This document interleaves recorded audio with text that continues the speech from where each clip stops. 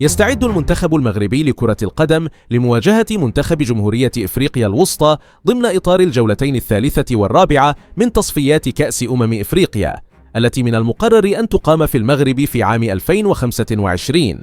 هذه المواجهة تأتي في سياق التحضيرات المكثفة التي يجريها المنتخب المغربي، حيث يسعى لمواصلة أدائه القوي في البطولة.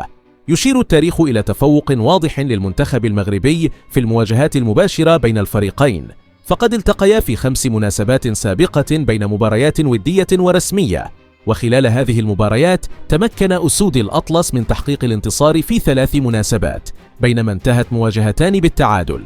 أول لقاء جمع بين المنتخبين كان في عام 2010، وذلك ضمن تصفيات كأس إفريقيا الكان، وقد انتهت المباراة بالتعادل السلبي. وتكرر السيناريو نفسه في مباراة الإياب، حيث انتهت بالتعادل دون أهداف أيضا. وفي عام 2014 تجدد اللقاء بين المنتخبين، ولكن هذه المرة في مباراة ودية أقيمت على أرضية ملعب مراكش الكبير، حيث أظهر المنتخب المغربي تفوقا كبيرا بانتصاره ب4 أهداف دون رد. سجل عبد الرزاق حمد الله ثلاثية رائعة في تلك المباراة، في حين أضاف عمرو القادوري الهدف الرابع ليعزز الفوز الكبير للمنتخب. وفي إطار تصفيات كأس إفريقيا 2022 حقق المنتخب المغربي فوزا ساحقا على منتخب جمهورية إفريقيا الوسطى بنتيجة 4 أهداف مقابل هدف واحد في مباراة الذهاب.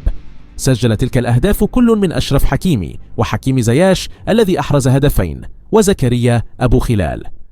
باص رائعة، زياش في الاستلام، زياش في العمقة ممتازة، وحكيمي جول، وحكيمي جول،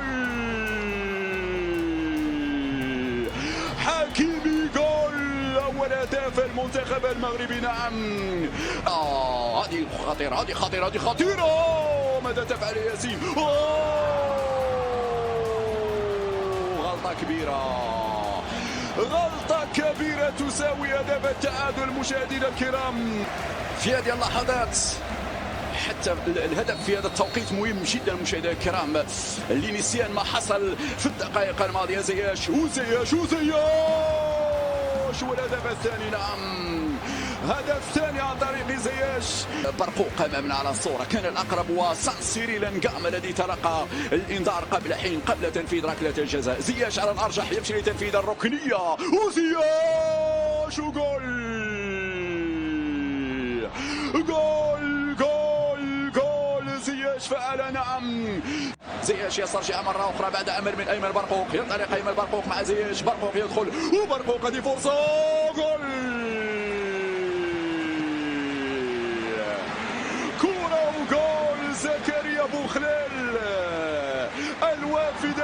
وفي مباراة الإياب التي أقيمت في مدينة دوالا الكاميرونية تمكن المنتخب المغربي من تحقيق انتصار آخر، هذه المرة بهدفين نظيفين سجلهما حكيم زياش ويوسف النصيري، ليواصل الأسود سيطرتهم على مواجهاتهم أمام هذا المنتخب. حاليا يستعد المنتخب الوطني لخوض مباراتيه القادمتين ضمن التصفيات المؤهلة لكأس إفريقيا 2025، وذلك أمام منتخب جمهورية إفريقيا الوسطى. المباراتان ستقامان على أرضية الملعب الشرفي في مدينة وجدة، حيث ستجرى المباراة الأولى في 12 من أكتوبر، في حين ستقام المباراة الثانية بعد 3 أيام فقط، أي في 15 من أكتوبر الجاري. شكرا لكم على المشاهدة. إذا أعجبكم المحتوى الذي نقدمه لا تنسوا دعمنا بالضغط على زر الإعجاب ومتابعة الصفحة لتكونوا أول من يتوصل بجديدنا. شكرا لمتابعتكم ودعمكم، ونراكم في الفيديو القادم.